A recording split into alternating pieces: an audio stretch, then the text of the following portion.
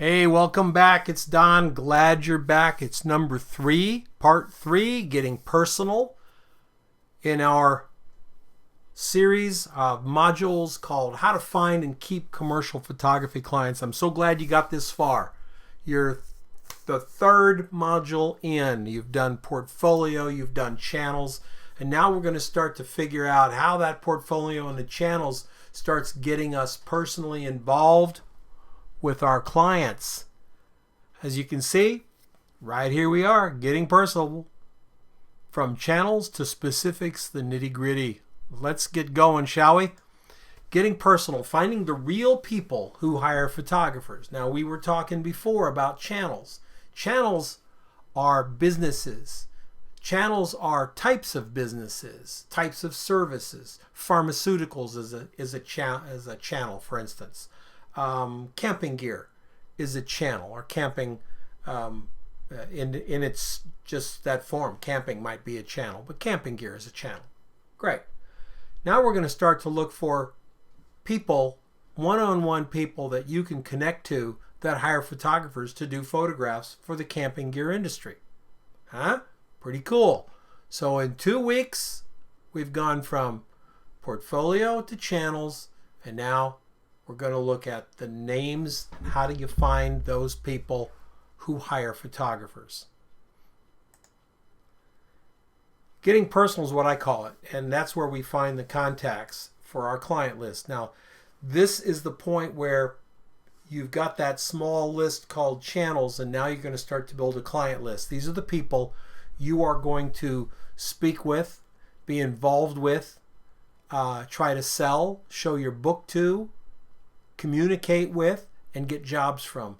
These are the real people. Usually in commercial photography business, there's about 4 different ways to get into the business, not counting magazines, and we'll talk about that later. One is direct client. The second one is in-house marketing and communications. I'll refer to them in the video as Marcom. Graphic designers and advertising agencies. Now, mixed in there somewhere is PR agencies. I didn't list them. They're sort of between graphic designers and advertising agencies, PR firms. You will attract their interests the same way as you do ad agencies and designers. But let's just move on with this group here. We're going to leave magazines for a different discussion right at the end of the presentation here on the first 4. Then we'll talk about magazines and how you can work yourself into magazine work as well, and how important that is. Direct client. All right. Direct client is when you work for the people themselves, the clients, the moms and pops, a small business, getting a shoot for a hotel.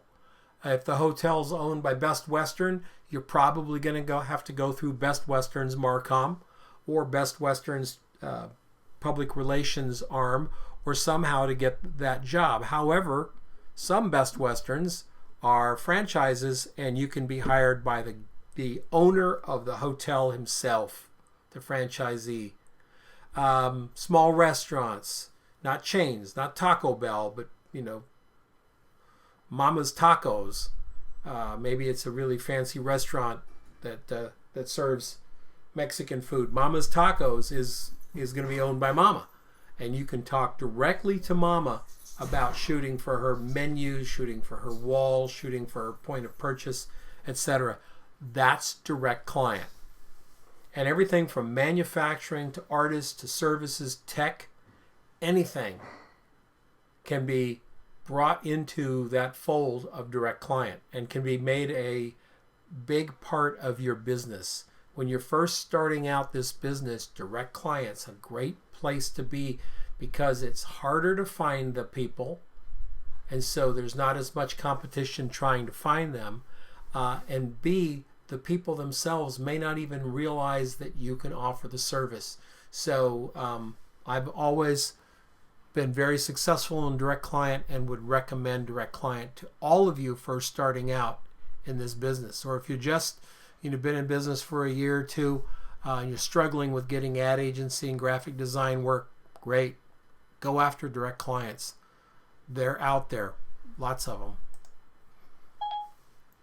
It's not the same as working with a Marcom, by the way.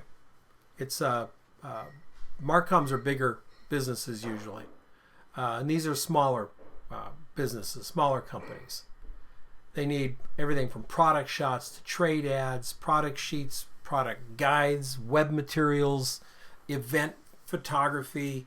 I know of a fairly big time commercial photographer in Austin augments his commercial work with shooting events for some of his prized clients. Not something he would normally do for just anybody, but working with some of the clients that he works with, he finds that he can throw that event coverage in there and keep them happy and bill a decent rate too, because they know how much it costs already.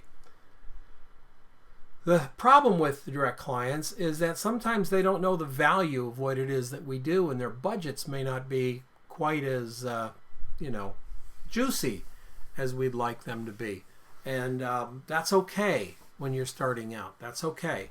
You can also work with them, showing them how much better good quality commercial photography is, and work those rates up. Direct clients can tend to be very loyal to you.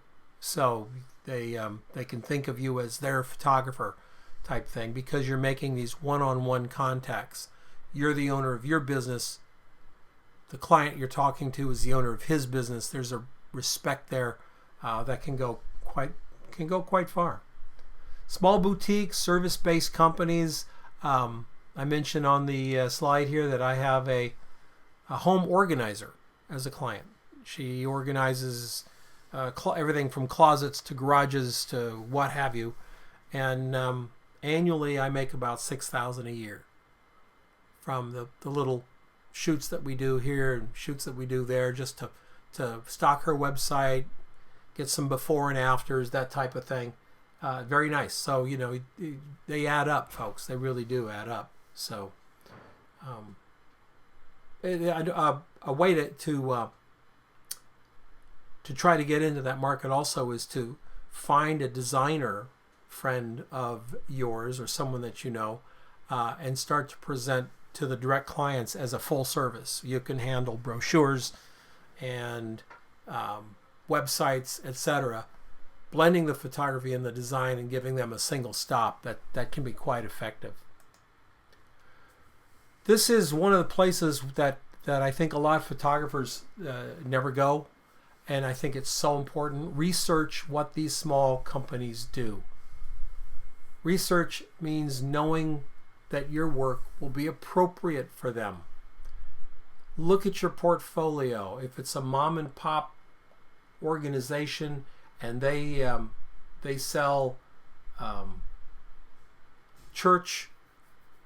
local churches on flowers, etc., for weddings and events and stuff, then your portfolio full of fashion may not be appropriate.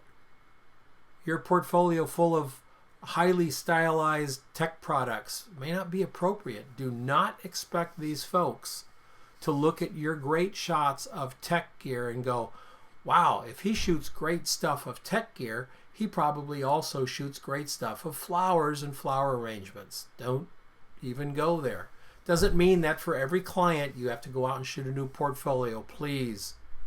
I'm not even hinting at that. I'm just making sure that you understand appropriateness is so important. If they're a service industry, service business, and they've got a lifestyle product, make sure you have some lifestyle in your book. If you don't have any lifestyle in your book, you may not be a good mix for them. Unless you can prove to them that you can do something else. Maybe they are a lifestyle company, but their product shots are terrible because their current photographer might be a very good lifestyle photographer, but they just suck at shooting the products. Or maybe they try to shoot the products themselves. Then you go in and you show, if you're a product shooter, you show great product work. But you don't show up at a lifestyle product company showing underwaters, landscapes, and nudes. It is a waste of your time. It's a waste of their time. Your work has to be appropriate. So research what it is they do. If you don't show them stuff that they can automatically see in their head as being appropriate for their business, they're just going to get confused by the whole thing, and you may never get back in. If you show them something way outside their comfort zone, maybe it's you shoot real high-end fashion, and this is a boutique that specializes in off-the-rack sportswear, it just may not correlate for them. If you shoot still life and you're showing it to an automotive parts specialist company, it may definitely trip a trigger for them, because that's what they do. You're showing them that you understand their business, and when you understand their business, it's both flattering to them and it also lets them know you've done your homework. How do you do it? Okay, well, how do you find out what these companies do? Well, it can be really simple. If it's a company you feel is worth pursuing, get a copy of their brochure. Get a couple of their brochures. Walk into their main office and see what's there. Ask the secretary what's going on. Find out who the photographer is that's working for them now. Just ask. It's not hard. And they, oh yeah, we use Bob, or at least the secretary will put you in touch with the person there who can tell you. Because knowing who they're using now can give you insight into three things. Number one, do they hire local? So if they use Dennis Menarche from Chicago and they're in Toledo, okay, they're not hiring local. They've got bigger guns than your local. Does it mean you write them off? No, but it just means information, right? Information is really strong. Number two, it tells you who in town has the job, and you know a little bit about the photographers in your town, right? Right? Okay. You know a little bit about the photographers in your town. The third thing, it gives you kind of an idea what they're paying. Because if you know a little bit about the photographers in the town and their personality and how they work, and you see that they're doing this job, you can get a pretty good idea of what this company is paying. That helps you when you formulate your price. Doesn't mean, by the way, notice I didn't say that means you can undercut the other photographer. Nope, not at all. I don't want you to undercut anybody. I don't want you ever to undercut. I don't want you to be a lowballer. Problem with lowballers is there's no place to go. You cannot raise your rates once you go in and lowball a job. You might be able to take them up a little bit, but you'll be years taking them up to where you really need them to be to sustain your business if you go in lowballing. So when you're putting together your estimates and you know who they're working with and you know the type of photographer that they're working with, this gives you great power. And when you're able to sit down with the company and talk to them about what they need with some knowledge of what they do, that's very impressive to the company. Doesn't mean you have to know everything about their company. Doesn't mean you have to know the nitty-gritty. But if they build parts for boats, you ought to be able to talk about that. You ought to be able to know that they build boat parts.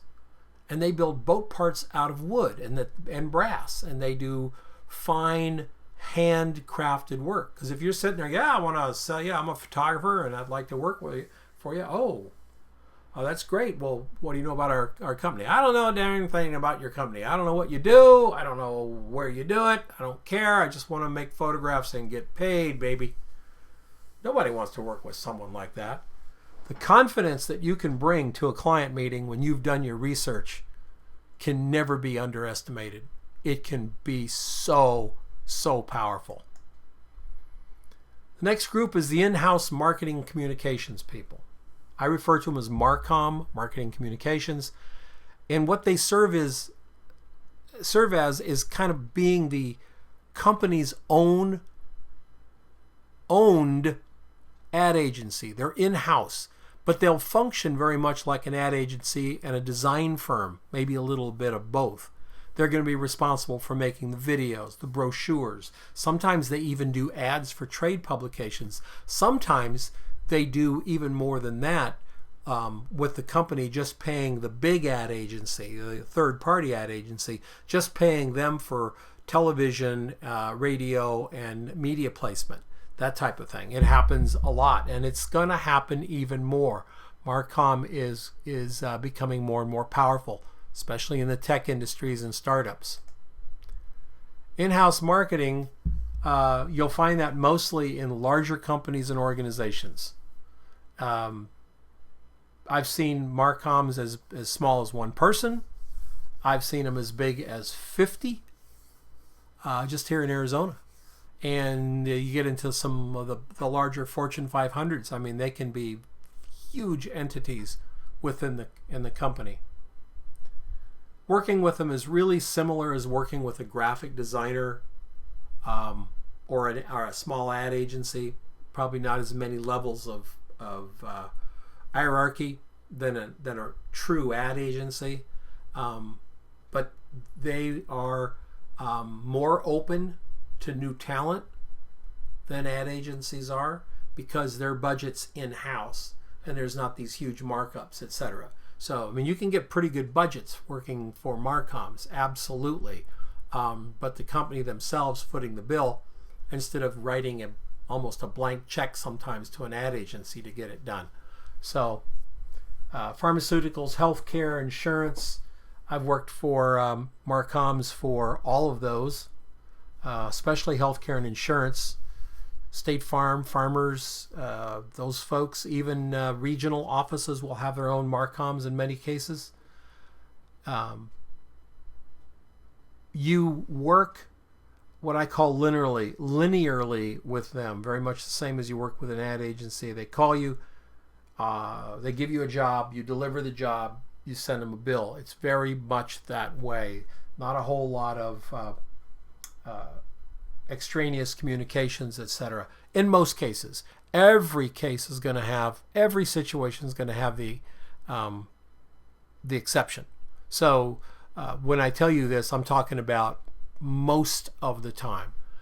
So you can look for Marcoms by looking in the by doing some research and trying to find in-house marketing, public relations, sometimes that sort of thing, while you're doing your research. Find out what materials the organization uses. Do they have somebody that does web design? Do they have somebody that does brochures? Are they even doing brochures? Do they have recent brochures? And don't try to sneak in. I call it being duplicitous. Don't try to yes, I'm here to check the wiring, and then try to sneak a couple brochures. Be upfront. Hi, I'm a photographer. I'm new to the area. I'm new to business here, and I'd really love to shoot. I'd love to see what you guys do. Maybe work with you someday. Okay? Great. That's all you need to do. Get a couple of copies of brochures and then review the work. What's the quality of the technique of the photographer? Is it a high level technique, or is it kind of snapshotty? Because you can tell, right? Y'all can tell if it's big budget stuff. Remember not to be so concerned about the creative, because you don't know where the creative came from. The creative may have come from the Marcom folks. So the photographer, before you look at that brochure and you see there's five kind of lame shots of nurses holding clipboards, before you blame the photographer, understand that when you're working for Marcom, you're working for somebody else. They're making the creative decisions. Hey, we're going to put this nurse holding a clipboard over by this white device hanging from the wall. And your job is to say, oh, wow, that's awesome. Let's do that. You do it the best you can, of course. Of course you do it the best you can, but sometimes there's no way out of it, folks. Look for advertorials in magazines. Look for trade ads in magazines or in trade magazines. You have to dig for trade magazines. They're hard to find, but again, some research on the internet, you can find them. Look and see who's doing the ads. If it's local marketing communications companies, departments in companies near you, then you know you have a possible client there. And then you can call up the secretary and say, who's the art director? Who's the lead designer? Well, his name is Bob Smith. Can I get an email so I can send some work? His email's bobsmith@marcom.com. You have a real live body now, folks. Real live person to market to. This is where the rubber hits the road, as they say. This is where a lot of people just fold. They just go nuts. I've told you about taking notes. Take notes, take notes, take notes. You don't want to walk out of that office just getting some information from the secretary, get to your car and go, oh God, what was his name again? Oh, I forgot his name. Was it Smith.Bob or was it Bob.Smith? Oh, don't do that. Write it down. Record it on your phone if you have to, but I think writing it down is probably the best way to do it. No substitute for clean notes, folks. Earlier, I mentioned field notes. I'm mentioning them again. How cool is that, huh? It's like everything coming back and wrapping around. Graphic designers and design agencies. One person graphic design shops, and again, it can go up to graphic design shops with dozens, if not hundreds, of employees. Larger graphic design firms in larger towns can have just massive amounts of personnel. Okay? The nice thing about graphic designers is it's a great place to start in your area. There's going to be more graphic designers than there are ad agencies. There are going to be more graphic designers than PR firms. Graphic designers are artistic people. They make stuff. They know what it is you're going through. They do websites and business cards and annual reports. They do big jobs. They do lunch flyers for their clients all the time. They do national ads sometimes. Graphic designers, you want to be really good friends with designers. You really do. They're more inclined than ad agencies to give you a shot when you're starting out. Yep, they are. The budgets generally are smaller. You're dealing one-to-one with the graphic designer. If you can make that graphic designer feel pretty good about your work and your enthusiasm and your level of expertise, and you can give the warm fuzzies, you stand a better chance. Especially than ad agencies. Ad agencies are very hard to get into, and yet they're the ones that are slammed all the time with people wanting to get into the ad agencies because they're low-hanging fruit. It just seems there's so many photographers that go, well, I'll just get an ad agency to hire me and then I can do work and I don't have to do a lot of work finding clients. You know what, talk about not low-hanging fruit? That would be your direct client. That would be your Marcom's second. Graphic designers a third. Ad agencies get slammed from the entire world of commercial photographers. Graphic designers, they get a lot, but not as much as ad agencies. You want to go where the competition is less when you're first starting out. Very, very important to work with graphic designers. It's not unusual for a graphic designer to give you something kind of entry level to shoot. Maybe it's a it's a thing on black, it's a thing on white, it's a kind of a boring thing. They're testing the waters. They're not going to turn around and say, yeah, this is great, here's this $50,000 annual report budget that I'm working on, why don't you show me what you can do, let's make some photographs. Probably not going to happen the first time out. Probably going to be something smaller, and that's where you get to shine by doing a $10,000 photograph, no matter what they pay you. You do the best possible photograph you can. You do the best photograph they've ever seen, because the next job could have more serious budgets. Okay, so the shooting style, by the way, with these guys can be everything from hey, swing by the shop and pick up this thing, get some shots to me by the end of the week, to full-blown client representative, copywriter, and the whole bit. Maybe the designer's working for an ad agency on that particular job, so the ad agency has their liaison there. It can be pretty big. But in most cases, in most smaller towns, it's going to be a little bit less stressful than ad agencies. Wow, I set my phone to silent and it still rings. Unbelievable. This new iPhone is quickly becoming not a big favorite for me. Graphic designers have varying budgets and varying intensity to their work. You can work with graphic designers that are doing absolutely incredible work for the highest level of clients ever. And that work can carry budgets that are, way, way up there. Big, big budgets. And the stress on a bigger budget job is going to be big budget stress. It just is. You also have to understand the nature of their business. They can use an iStock picture for a brochure, and they can turn around and hire a commercial shooter to shoot a product shot. Just every budget that they have coming in is a little bit different. They have different levels of clients in the same shop. And sometimes you can win them over with turnaround, folks.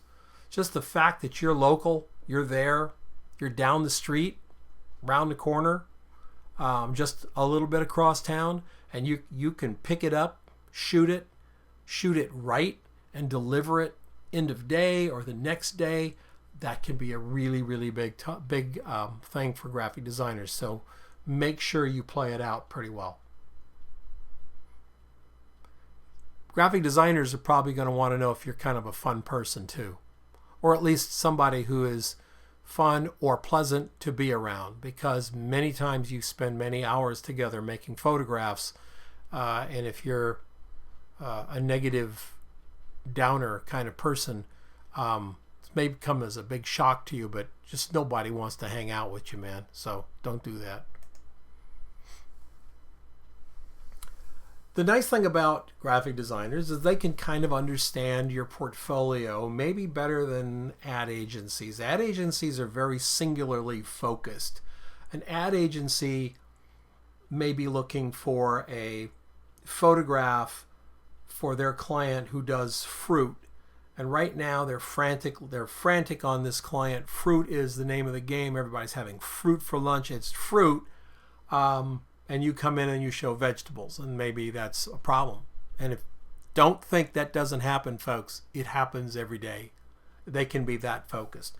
Designers sort of understand more of a diverse level of your portfolio. They're going to be interested in a wider array of images, generally, okay? They know, being a creative photographer, they're creative as well, that you have other things that float your boat, and they're going to want to see them. Working with a really good graphic designer, I always tell this story. This guy used to just kick my butt. I worked with him for 10 years. Every single time I worked with him, he was a tough client to work for. He was so demanding. And there were times when I would think, if I hit him upside the head with his 2x4, maybe I could say he slipped and hit himself on the way down. But every time we did a shoot, I got to be a better photographer, because he had a way of pushing me to be better, to look closer, to light it better than I may have done on my own. And we got to be really good friends. And even when we were friends, he would kick my butt. But after a while, I came to expect it. I really did. I really wanted to be better, and I knew that the way to get better is work with somebody who's even better than you are. And this guy was a world-renowned art director, and I was very pleased to get a chance to work with him before he retired. It was a lot of fun. It was a lot of fun looking back. Let's put it that way. A lot of fun looking back. At the time, I wanted to strangle the guy. Ad agencies, the big kahunas. Ad agencies have the big budgets, and some ad agencies have humongous budgets. Ad agencies are the lowest hanging fruit. Every photographer on the planet knows about ad agencies, and the first thing they do when they get their business card is to look up the listing of ad agencies in town and start sending stuff out, to ad agencies. Because, if you don't play, you don't get to, you can't win. So you definitely want to be there in the mix. But ad agencies are pretty tough to get into, and the stress level is much bigger because the budgets can be so much bigger, and because the ad agency may have a client worth millions of dollars to them. Millions of dollars of budget is going through that ad agency, paying for secretaries and executive cars, etc., etc. They're not going to do anything to blow that relationship with that client. And when they bring on a freelance photographer, they bring somebody in from the outside, man, they're going to make sure you're a perfect fit. You mesh perfectly. They can't worry for a moment you may do something that's not good. So the stress is pretty heavy. You can find them in pretty much any medium to larger size town. Even some small towns will have ad agencies. They'll probably be more full service, like ad agencies, PRs, signs, and things like that. But they're out there. And the smaller ad agencies in smaller towns, the client list is going to be all over the place.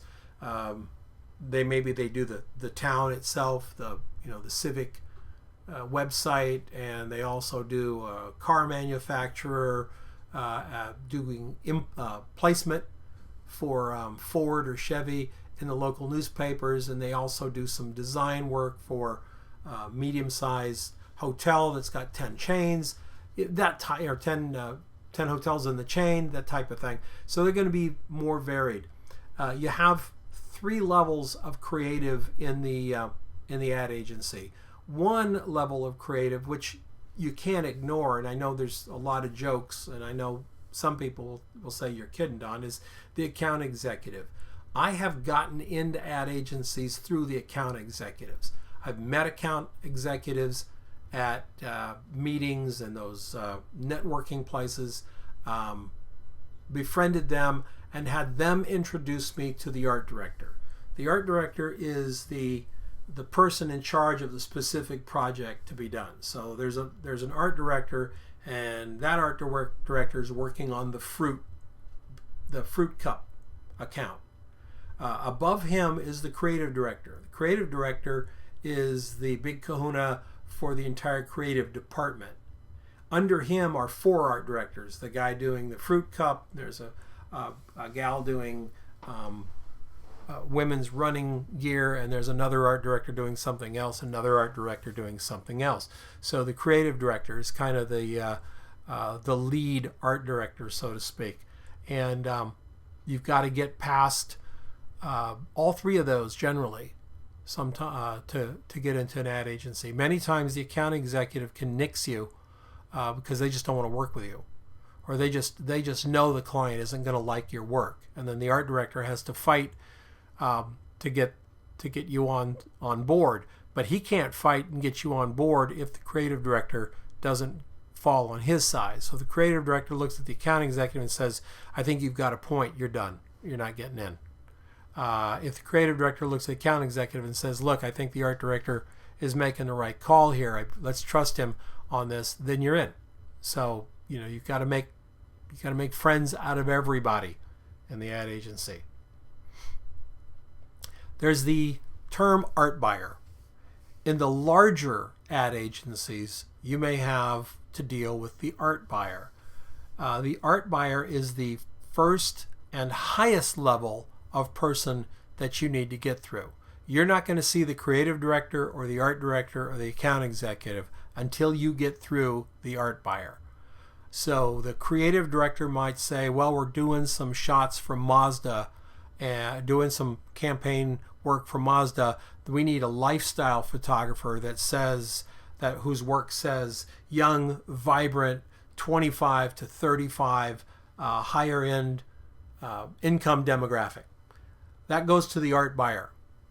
it's then the art buyer's job to go through lots of photographers and look for that trendy, look for that cool photographer, look for somebody that they can report back to the creative director and say, hey, look at these 3 people. I think Bob, Linda, John, these guys really fit the bill. We've vetted them. We know that their work is top notch. We've called around. They're great to work with. Their billing makes sense. All of that stuff. Those are the art buyers. Art buyers can be very, very picky people. So you want to make sure when you're going into a bigger agency that your book is absolutely infallible, and that you have all of your ducks in a row. We're going to go through a little list of ducks here in a second. They will also sometimes call your book in. I want to talk about that for a moment, because I know online there's a lot of advice that people say, oh, you don't need a book anymore. You don't need a printed book. And for the most part, I tend to agree. But I disagree that you personally don't need one. I tend to agree they don't get used very much. But 2 things happen when you get a personal book, when you have one printed, that you can hold in your hand. Number 1, you will feel like $1,000,000 when you have that portfolio in your hand. It just changes psychologically, makes you feel like you've arrived. No one may look at it for 3 months, that's fine, no problem, but you have it. And if you work it well, you can get it in front of people. You can force the subject to be done. And still, art directors, art buyers, creative directors, they just love those books. Something they can hold on to. They just love the book. Okay? But occasionally you're asked to call you, they ask you to call your book in. They'll call you and say, send your book in. Now, this is not a good time to not have a book.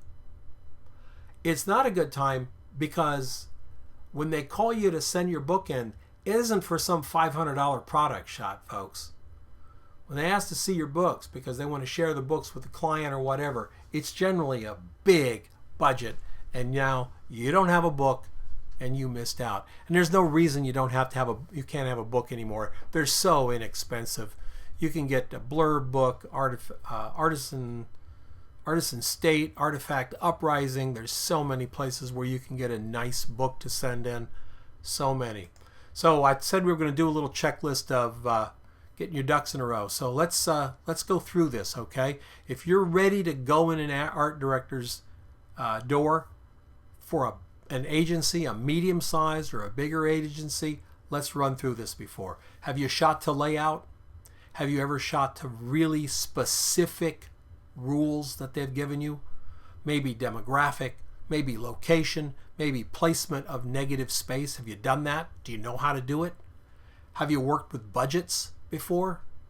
Budgets are really great things to have because you know the numbers, but boy, if you've never dealt with a budget, never seen how to allocate it, it can take up a massive amount of your time trying to figure out how to work with it.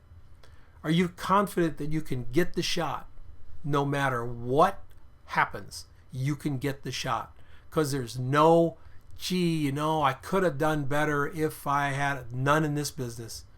It's every time you walk to the plate, you swing and you hit a home run. That's the rule. That's the absolute rule of this business. Home run every time. Some people find that very stressful. Some people live for that stress. I'm one of those people that loved it. It was stressful. Sometimes you get, you can get almost physically stressed out because of it, but I loved it. Have you ever responded to an RFP, a request for proposal? Because you're going to get RFPs like crazy in the ad agency. And the RFPs can run from a half page to 10 pages. Do you know how to respond to those? That's very, very important. Do you have a passport? Have you ever shot on location? Having a passport, that's really good. Have you ever gone to another country and had to shoot and deal with the laws and restrictions of that country? Because you better know how to do that. Do you know how to do a bid and not forget all the little things that are important? Like doing a bid, recently I read about a photographer, did a bid for a client. Really great, left out catering. whole bid. They shoot the job, client, or get ready to shoot the job, client mentions catering. Well, it's too late to change the bid. It's already been approved. So the photographer ate the catering. Now, if you're eating the catering and catering's $600 and it's a $2,500 shoot, that hurts. If it's a $10,000 shoot and it's $2,000 for catering, that really hurts, but you forgot it. Your problem. Do you know how to hire a caterer? Get rental equipment in Montana or Wyoming? Find an assistant on a moment's notice, book a model, find props, make sure it's all invoiced properly. Screw up your invoice, screw up your relationship with the ad agency. That's simple. You screw up the invoice, you call them a month later and say, oh man, I forgot to bill you for the crane rental, and now these guys want their $7,800. They'll probably pay it, but you won't work for them again. And lastly, really one of the most important questions is, can you handle a shoot when the entire thing just goes to hell? That happens. It happens. Talent's late. The client team is they're impatient. They're bugging you every moment. Can we see another shot? I mean, can you pull one up on the laptop? Well, what about that blue? Should it be a different blue?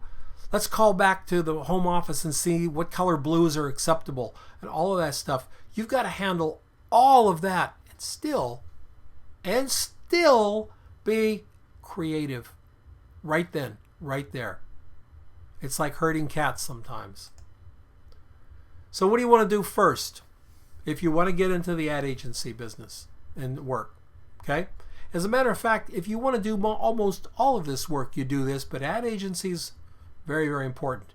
You build a solid body of work, and you do that by working with graphic designers, in-house agencies, and direct clients. That's where you get the experience and get paid to get the experience to do better and better and better work. And you can prove it to the ad agency because you have tear sheets in your hand. Tear sheets are valuable. They may never hire you to do something that's in your tear sheet, but the tear sheet says, hey, I've done a job under budget. I brought that job in, and the magazine or the ad agency, designer, Marcom, somebody thought it was good enough that they ran it. I've done a 6-page brochure for a hospital company, and they put a lot of money into this brochure, and I did it. It's really, really important. In some of the bigger cities, you'll hear talk where, well, maybe it's not that important. Let me tell you something. It's important. In the smaller towns, it's really important. Do personal projects.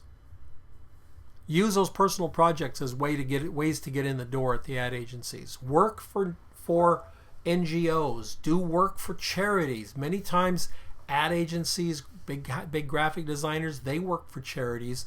You want to work for the same charities if you can. Be consistent, be persistent, and never slack. Your creativity's got to be top notch. Your promotional materials have to be top notch, and you just have to keep after them. It's just a numbers game. Those of you who know my marketing theories, you know, numbers game. Magazines. All right, here's a whole different genre, and it's done differently because it's a different kind of client. Magazines hire you to make photographs for their stories. We're not talking about the ads in the magazine. Those ads were made by, guess what? Graphic designers, Marcoms, and ad agencies. We're talking about the stories the magazines run. Fashion Magazines runs a story, flatter abs in 10 weeks, the top 10 hair colors of the fall season, the 20 best fishing holes in Wyoming, whatever. Then they hire the photographer to go out and get the pictures to accompany the stories. It's called Editorial, and it's a really great place to start, folks. Great place to start. Again, you're going to get experience with somebody paying you to get the experience, and you're going to get the tear sheets to prove to other people that you know how to work with people, get a job done, work under deadline, etc. There's a lot of magazines. And there's trade magazines too. If you go to a magazine rack, this is pretty interesting. If you go to a magazine rack and you look at the magazine rack, there's a lot of magazines there. You have a Barnes & Noble or a Borders or something. Oh, not Borders anymore. Oops. But you have a magazine store in your town. You look, it's a lot of magazines. There's probably nearly that many trade magazines that you'll never see, if not more. My ad agency, we placed ads in seven different hospital trade magazines that I've never seen on a rack. They're only trade magazines. So there's a lot out there. The pay sucks in most cases. It does. It's if you're going to go into editorial, especially on a local market, to get rich. No, it's not going to happen. But the experience is absolutely invaluable. It's so important for you to get experience and get pictures that you're doing for somebody else. You also have access to people, places, things that you may never have access to when you're not a photographer, when you're not doing editorial. You might be introduced to the top 5 chefs in your town for doing an editorial article on the top 5 chefs. And now you're the photographer and you're there shooting the top 5 chefs. Hey, if some of them own their own restaurants, who does their photography for them?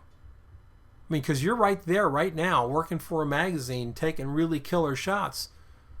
Might be a nice way to be introduced to some of those direct clients we talked about, huh? Yep, absolutely. When you shoot for magazines, more people will see your work than doing brochures or small trade ads and things for other people. And for other companies like graphic design and stuff like that, it's just going to get your work out there and seen. Now, we hear a lot about the recognition or exposure. That's crap for the most part. Exposure, getting exposure in a magazine for direct client or for Marcom, probably not a big deal. Getting exposure in a magazine for that very, very small part of the universe we call art buyers and creative directors can be valuable because they are looking for the little credit names. They are looking for something really cool in a magazine. Wow, that's really cool. Boom, they find out who did it. A photo editor runs a little feature every week. He runs a feature where they look for editorial shots in magazines and post them on the website with credit to the photographer. So there's a lot to be done in magazines. And I also think that magazines is a very good starting place for those of you who even want to work for ad agencies and graphic designers. Magazines, you add them to your list because you're gonna get busy. And you want to be busy. Busy people attract other busy people. You don't want to be sitting around. I would rather be out for an afternoon shooting an editorial for $450, which isn't very much money for 3 shots or something. I'd rather be doing that than sitting in my office hoping the phone is going to ring. At least I'm creating photographs for somebody that someone else might be able to see, and I'm getting a body of work. The credibility of tear sheets, man oh man, they just, again, they can't be underemphasized. You're making contacts, and you use those contacts absolutely to get more contacts and to build that client list. Now for the personal part, how do you find out who these folks are? Research. This is the part that's not that much fun. And I'll give you the secret to it. No, I won't, because there's no secret to it. It can be boring. It can be mundane. It can mean long hours at the library looking stuff up, but it can be done. You have places that will sell you lists. They will. There were a couple for a while. I think there's one big one now, and then a couple small ones. They'll sell you lists of art buyers. The good thing is they'll sell you lists of art buyers. The bad thing is they sell that same list to thousands of photographers. So you talk about low-hanging fruit. There's your low-hanging fruit. You can buy a list for $100 a month or $150 a month and go, wow, I didn't have to do any research. Yeah, well, neither did any of the other photographers who bought the same damn list you did. So now, boom, you're sending your postcard out, you're sending your email out to the same art directors that are getting 2,500 other people sending them stuff. So the noise level's really, really high. Secondly, I don't think you should ever buy a list until you've done the hard work to create your own. I don't think you should ever buy a list until you've done it.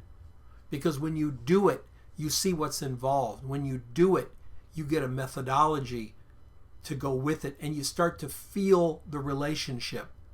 Buying a list is it's just too cold. It's too sterile. You can do it if you want, but you can pick up stuff like the workbook. My favorite place to find clients are the Graphis Annuals, Communication Arts, Design, and Advertising Annuals. They'll list really, really cool projects in there, and then they'll list the art director for those really cool projects. Understand that every other photographer with half a brain is doing the same thing.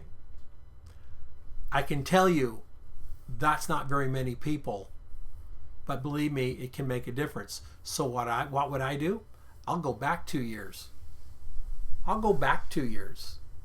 So instead of doing the 2015, because everybody's going to do the 2015, it's November. I'm making this video in November, and so that means I believe it's the Design Annual.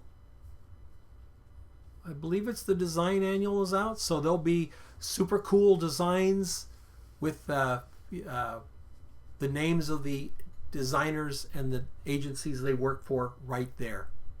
Check your business journal, local business journal. They're going to have information on graphic designers. Check the part where people are changing jobs. Bill Smith, former creative director at such and such agency, is now moved over to be creative director at this agency. Send him a box of chocolates or a box of Kansas City steaks or whatever. But you've got a name now that you can put with it. Really important. Find whatever method works for you and then work that method like crazy. A good friend of mine, former student David, is a architectural photographer in Montreal. When he decided he really wanted to push the architecture, he took 2.5 months and spent it at the library, online, trade magazines, trade journals, publications, whatever he could do. And at the end of 2.5 months, he had 2,300 names. He then he categorized them into editorial, agency, design, architects, interior designers, and then he marketed to them. And as David has not been terribly unbusy since he did it. So I'll have a link for David's interview with me on Lighting Essentials here on the page, so you can go up and hear how he did it and what he does. He's quite busy and he's quite talented, and he spent 2.5 months putting together 2,300 names. Ladies and gentlemen, you don't need 2,300 names. He did it for a specific reason. You need, if you're in a big town, like big town, Philadelphia, Pittsburgh, Miami, Nashville. If you're in a big town, you need about 300 to 350 names. You can go a little more if you want. That's who you need to really market to. If you're in a smaller town, you're probably going to need 500 names, including art directors for magazines, photo editors, etc. Because if you're in a smaller town, you're going to need a bigger pull to keep busy. But you don't need 2,300 names to do this. So I don't want you to think, oh my God, I'll never be a photographer because I just don't have the time to do it. And it took a lot of his time. He had no life outside of putting together that list. What this is for is to come up with about 350 to 500 names of people you know should be using you because of what it is you do. So that's pretty cool. We now have portfolio channels and specifics. Start to plan your campaigns. Next time we're going to talk about, okay, you got the designer, you got the art director, you got the in-house Marcom person, and you're working with them. How do you work with them? How do you make them come back for more? How do you bill them? How do you do those things? So a little bit of that, some strategy for keeping your name out there. And you know that all that stuff you hear about social media, and you got to be on this, and you got to be on that, and you got to be, you got to be on Facebook and Google Plus and 500 pics and all that. No, you don't. It's much simpler than that. We're going to go through that next time. So thank you so much. I know this is a long one. It had to be because we have so much to cover here. I know it's a long one. Thank you for sticking with it. I hope this is helping your business, and we'll see you next time.